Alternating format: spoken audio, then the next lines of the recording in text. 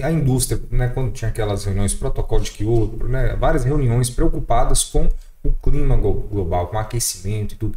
Tem, né, tem muita teoria da conspiração também por trás disso, falando que são ali instituições, são países que estão querendo boicotar, né, outros países e estabelecer alguns limites também por conta dessa economia. O que você acha disso aí, dessas teorias da conspiração? Até porque nunca mais, eu, pelo menos, não sei se é porque eu tô fora, né? Tô bem distante a gente estudava muito isso no ensino médio, não é minha área de estudo hoje, mas a gente não vê muito falar mais dessas preocupações climáticas. Como que tá isso assim? Então, os dois lados existem de novo. Existe aquele lado que está olhando de fato para a preservação, para a conservação e a manutenção do recurso chegando para todo mundo. Mas também existem nações que estão olhando só para o seu lado político e elas querem gerar uma pressão sobre os países. Um exemplo claro disso, você vai enxergar na maneira como a legislação brasileira ela foi estabelecida com base em tratados e como ela ela acaba sendo posta em prática, e a maneira como legislações ambientais acontecem nos Estados Unidos, por exemplo. Tanto é que empresas dos Estados Unidos vêm para o Brasil, porque sabem que a revelia um pouquinho maior. Mas ao mesmo tempo, o que você pode perceber? Você pode perceber que existem ações que elas são muito bem pautadas em pesquisa e em ciência. Te dou um exemplo disso, só pequeno. Também foi, vindo aí desses programas rurais, uma situação em que a empresa de assistência técnica de São Paulo, ela observando a situação da falta de água, a dificuldade de fazer irrigação, de manutenção da agricultura e pecuária, eles olharam um canto e outro, encontraram um caminho. Chamou os agricultores para conversar. E a empresa de assistência, juntamente com os agricultores, eles encontravam técnicas simples para fazer a água ser mantida e beneficiar todo mundo. Primeira coisa, cercaram o olho d'água, a nascente do rio, do córrego que fosse. Cercaram. Uhum. E não foi cercar tipo 50 metros, 100 metros, nada disso.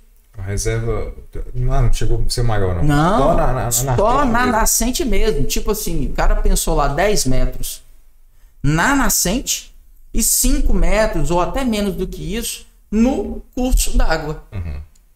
Já foi suficiente para poder... a gente olha aqui também, ó, o Parque Serra Nova, ele foi implementado recentemente. Antigamente, tinha, né, criação de gado lá em cima, tinha aqui, né, que dá origem ao Rio Mosquito e Rio Serra Branca. Os principais rios que a gente tem aqui depende dessa nascente aqui em cima do Parque Serra Nova, né? Então, a partir do momento ali que começou, que o IF tomou uma ação um pouco mais severa para poder fechar e tornar parque estadual, a gente percebe realmente que fez diferença, né? A água, o rio se mantém mais perene de uma forma mais forte por mais tempo, então faz sentido essa preservação, ela faz sentido. Realmente. Faz sentido. Então, porém, tem países que se aproveitam, né? Isso aí não tem dúvidas quanto a isso. Pra você ter uma ideia, a forma como o comércio é feito para, de certa maneira, seria errado falar prejudicar, mas é a palavra que me vem agora. Parece que a maneira como eles fazem alguns tratados comerciais prejudicam aqueles já menos favorecidos. Não há dúvidas de que isso aconteça. Um exemplo, o Brasil vendia soja para a China. Aconteceu um problema lá que o Brasil deixou de concordar com a China. A China encontrou uma quantidade de metal pesado na soja que é irrisória e falou, não vou comprar mais. Por conta disso. Por conta disso. Então tem essa questão desses prejuízos. Mas por outro lado, existem iniciativas que são muito positivas, né? Uma delas é relacionada à conservação. O ponto da virada para isso ser melhor foi ali 1992, por ali. Foi de fato o ano, talvez a década de 90 foi a década que teve essa virada. Virou moda na década de 90. Tanto é que na década de 2000, ou seja, de 2001 a 2010, sumiu essa questão de preservação, até por causa de como o governo estadunidense agia quanto a essas questões. Mas, se você observar bem recentemente, ele voltou a ficar forte. Muito forte. Isso você nota pela maneira como os lados políticos em outros países começaram a vencer, e você nota também pela forma como a própria ciência dos países vem provando os resultados da conservação, especialmente das florestas. Certo. E engraçado, né? Quando a gente fala de teoria da conspiração, também envolve aquela parte de aquecimento global, de efeito estufa. Por exemplo, eu vi algumas pessoas falando de que toda vez inventava lá, né, por conta das empresas que faziam os gases refrigerantes, que era prejudicial, né, ao efeito, provocava uma abertura né, que afetava diretamente no aquecimento global, por conta que abria a camada de ozônio. Camada de ozônio, isso. Falei o nome aqui. E aí, a cada 30 anos, quando acabava a patente, aí eles falavam, não, esse novo gás aqui prejudica menos, e criava uma condição climática ali, né, por conta, né, para poder justificar a criação de uma nova patente, de um novo gás. Existe esse tal do efeito estufa, esse buraco da camada de ozônio, né, existe mesmo. Aquecimento global, o que você me diz sobre isso? Olha, vamos pensar primeiro, camada de ozônio. Existiu esse buraco? Existiu. Existiu por questão química, né? E gases adiabáticos que conseguiam chegar na camada de ozônio e deteriorar a camada. Existiu. Só que isso aí, meu amigo, se você pegar lá 1987, se não me falha a memória, 87, Protocolo de Montreal, ele foi assinado para tentar pensar tecnologias que agredissem menos a camada de ozônio.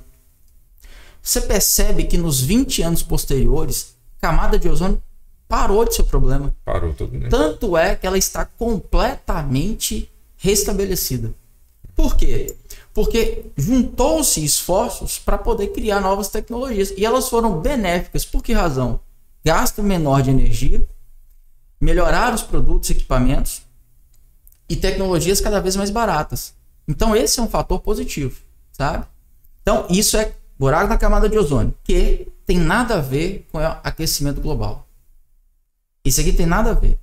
Aí quando você pega o aquecimento global, você vai ouvir duas linhas. Tem uma linha que é a do IPCC, que é o Painel Intergovernamental de Mudanças Climáticas, com 800 cientistas de diversos países que estão entre tanto o Ártico quanto a Antártica. Eles dizem que de fato existe um aquecimento global e que esse aquecimento global ele é climático, né? Por questões do clima, mudança e tal.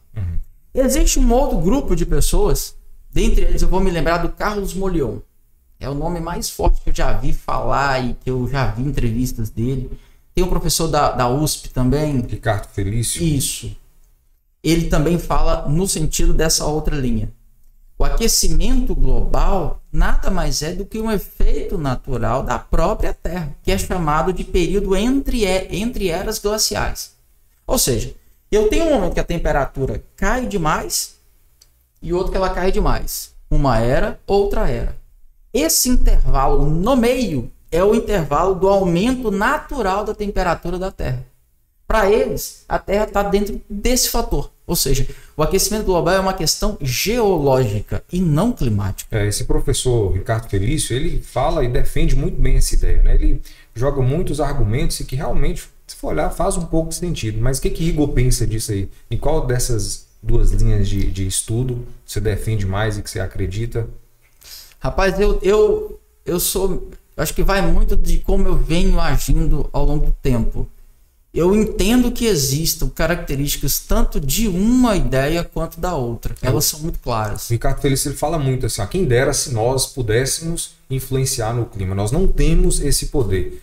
Que, né, talvez somente ali no microclima. Mas quem realmente comanda o clima do planeta seriam os oceanos. Né? 3/4 aí que compõem o globo terrestre. Então são os oceanos que comandam o clima do planeta. E nós não vamos poder fazer nada com isso, infelizmente. No máximo ali o microclima do norte de Minas, o microclima da região ali de, né, São Paulo, que ele fala que é concentração grande de indústrias, tem uma emissão de gás, mas influencia somente ali no microclima. O que você acha disso aí? Isso aí é real também. Você vai perceber, e isso foi muito forte, especialmente quando eu estava na pós-graduação, até o meu orientador, que ele é da área da geologia, ele falava assim, não, eu não tenho dúvida de que é geológico. E ele trouxe também argumentos falando nesse sentido. E de fato, se você pegar a temperatura média geral da Terra, se eu imaginar aí uma época de era glacial, que a temperatura bateu aí menos 30, menos 40, hoje nós estamos aqui em Porteirinha numa média aí em torno de 30, 35. Então nem se compara desse período. Então eu espero que isso realmente seja da Terra. Entretanto, eu vou esperar que existem ações do ser humano que começam a interferir. Um exemplo. No Rio São Francisco tem 5 barramentos de grande porte. 5. Vai barrando, começando aqui em Três Marias, até chegar lá, Sobradinho, Paulo Afonso e Mochotó. Então, quando eu faço isso aqui, o que acontece? O fluxo de água doce que chegaria no mar, que iria fazer um equilíbrio salino, esse fluxo ele fica reduzido. Ah, Igor, mas eu fiz a represa, mas a água sai. Ótimo, mas as represas também têm a retirada de água doce para outras atividades. É feita geralmente, né? Tem tanto as usinas hidrelétricas, mas também tem uma retirada, né? Tem retirada.